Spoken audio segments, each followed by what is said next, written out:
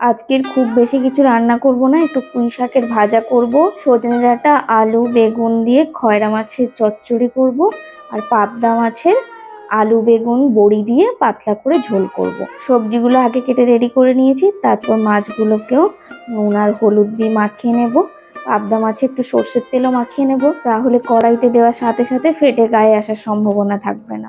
এবার একদিকে ভাতটা বসিয়ে নিয়েছি, আর একদিকে তেল গরম করে মাছটাকে ভাজতে দিলাম।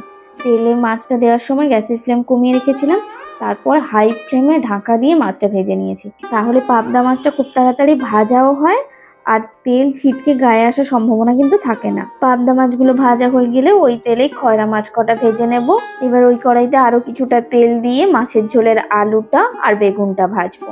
আমি প্রথমে ওই কড়াই বসিয়ে ভাজাভাজির কাজটা আগে করে নিই, তাহলে টাইমটা অনেকটা সাশ্রয় হয়। এদিকে দুটো তরকারির জন্য মোটামুটি সমস্ত কিছু ভাজাভুজির কাজ হয়ে গেছে। ওদিকে ভাতটাও হয়ে গেছে, নামিয়ে দিয়েছি। একদিকে এবার ঝোল বসাবো, আর এদিকে চচ্চড়ি। ঝোলের জন্য প্রথমে কয়েকটা বড়ি ওখানে ভেজে তুলে নিলাম, এরপর একটু টমেটো কুচি ভাজতে বসিয়েছি।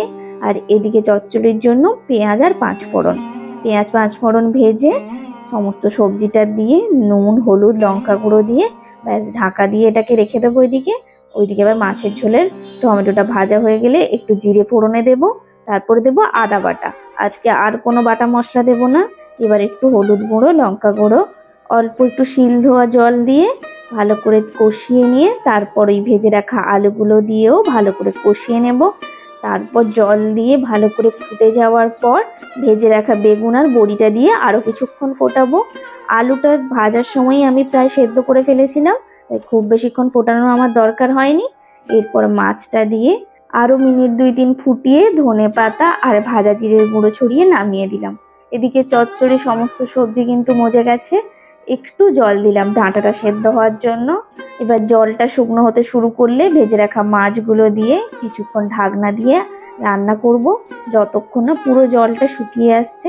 পুরো জলটা শুকিয়ে গেলে একটু ভাজা মশলা ধনে পাতা কুচি আর একটু কাঁচা সর্ষের তেল দিয়ে একেবারে ঝরঝরে করে চচ্চড়িটা নামিয়ে দেব। এবার এই কড়াইটাই ধুয়ে পুঁই শাকটা ভাজা বসালাম। প্রথমে শুধু একটু নুন আর হলুদ দিয়ে ঢাকা দিয়ে জলটাকে বের করে নেবো। পুঁই শাক থেকে কিন্তু অনেকটা জল বেরোয়, এই জলটা না ফেলে দিলে পুঁই শাকটা ভাজার সময় কিন্তু কষাতেও লাগে আর ভাজাটা ঝরঝরে হয় না। এবার পেঁয়াজ কাঁচা লঙ্কা একটু রসুন কুচি দিয়ে ভালো করে ভেজে নেব, তারপর একটু সাইড করে দিয়ে অল্প একটু সর্ষের তেল দিয়ে একটু পাঁচফোড়ন দিয়ে ভালো করে মিশিয়ে নামিয়ে নেব। এখন আসি, অসংখ্য ধন্যবাদ ভিডিওটি দেখার জন্য।